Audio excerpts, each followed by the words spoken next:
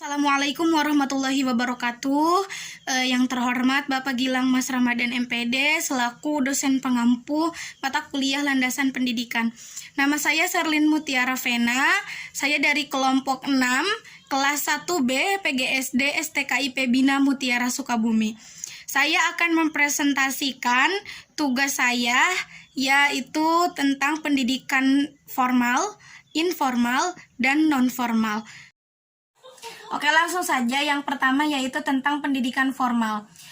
Dalam Undang-Undang Nomor 20 Tahun 2003 dijelaskan bahwa lembaga pendidikan formal adalah jalur pendidikan yang terstruktur dan berjenjang yang terdiri atas pendidikan dasar, pendidikan menengah, dan pendidikan tinggi.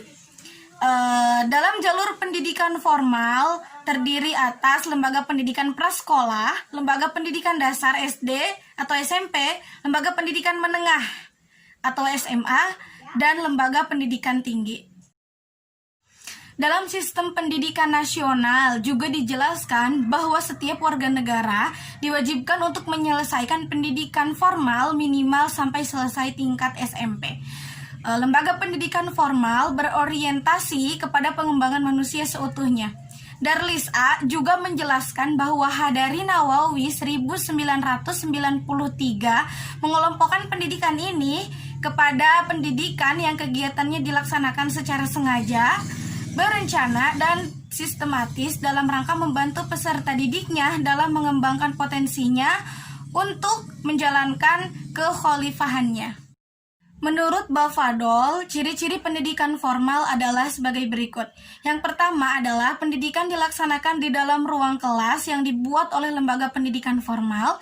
Yang kedua, guru adalah orang yang ditetapkan secara resmi oleh lembaga. Yang ketiga, memiliki administrasi dan manajemen yang jelas. Yang keempat, adanya batasan usia sesuai dengan jenjang pendidikan. Yang kelima, adanya perencanaan, media, metode, serta evaluasi pembelajaran. Yang keenam, memiliki kurikulum formal. Yang ketujuh, adanya batasan lama studi. Yang kedelapan, yaitu setiap peserta yang lulus atau kepada peserta yang sudah lulus diberikan ijazah. Dan yang terakhir, yang kesembilan, yaitu dapat meneruskan ke jenjang pendidikan yang lebih tinggi. Sedangkan lembaga-lembaga penyelenggara pendidikan formal adalah yang pertama, yaitu Taman Kanak-Kanak atau TK, Raudatul Atfal atau RA, sekolah dasar atau SD, Madrasah Ibtidaiyah atau MI, sekolah menengah pertama atau SMP, Madrasah Sanawiyah atau MTS, sekolah menengah atas atau SMA, Madrasah Aliyah atau MA, sekolah menengah kejuruan atau SMK, dan yang terakhir adalah perguruan tinggi yang meliputi akademi, politeknik, sekolah tinggi, institut, dan universitas. Yang kedua adalah pendidikan informal.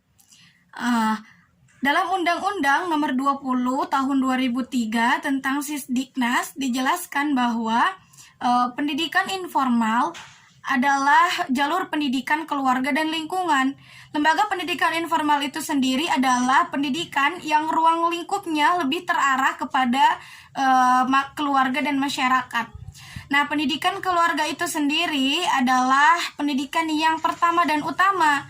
Dikatakan pendidikan pertama karena bayi atau anak-anak yang baru lahir itu akan berkenalan pertama kali dengan lingkungan dan mendapatkan pembinaan dari sebuah anggota keluarga. Nah, pendidikan pertama ini dipandang sebagai peletak potensi pengembangan selanjutnya. Nah, adanya istilah utama juga dikarenakan adanya potensi pengembangan tersebut. Namun, pendidikan informal ini atau khususnya pendidikan keluarga ini memang belum ditangani seperti pada pendidikan formal. Maka masuk akal jika sebagian besar keluarga memang belum bisa memahami dengan baik tentang bagaimana cara mendidik anak-anak dengan benar.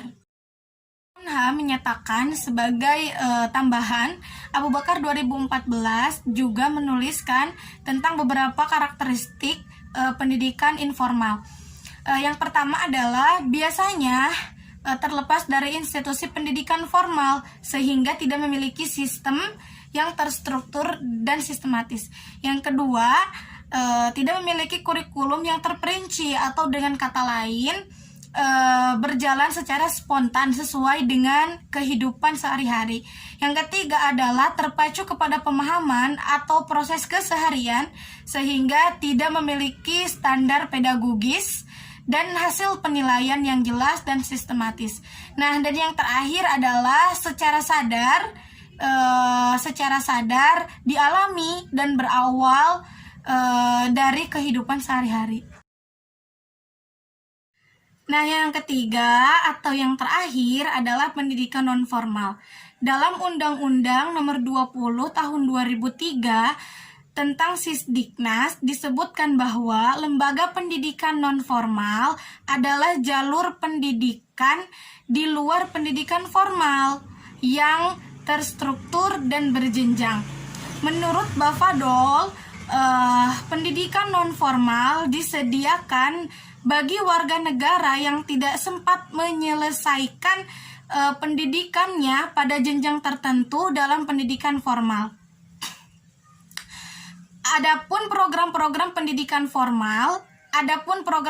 pendidikan non-formal maksudnya yang disetarakan dengan pendidikan formal adalah sebagai berikut. Contohnya kejar paket A, kejar paket B, dan kejar paket C.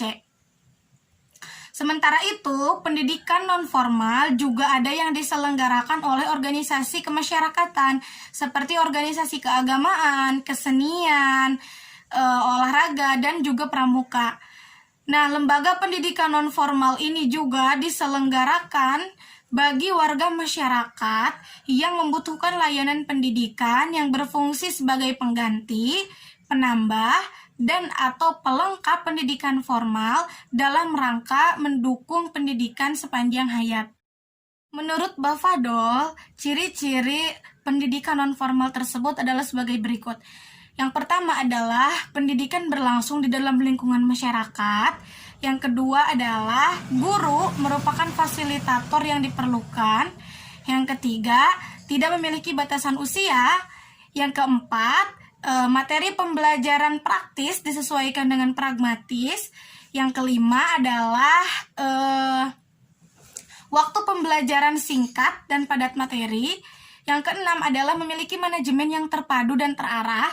Dan yang terakhir atau yang ketujuh adalah pembelajaran bertujuan untuk membekali peserta dengan keterampilan khusus guna mempersiapkan diri dalam dunia kerja. Sedangkan lembaga-lembaga yang menyelenggarakan pendidikan non-formal tersebut antara lain kelompok bermain atau KB, taman penitipan anak atau TPA, lembaga khusus, sanggar, lembaga pelatihan, kelompok belajar, pusat kegiatan pembelajaran masyarakat, majelis taklim, dan yang terakhir adalah lembaga keterampilan dan pelatihan. Mungkin itu saja yang dapat saya sampaikan. Kurang lebihnya saya mohon maaf. Apabila ada kesalahan juga saya mohon maaf, karena saya masih dalam tahap belajar. Sekian dari saya. Terima kasih. Wassalamualaikum warahmatullahi wabarakatuh.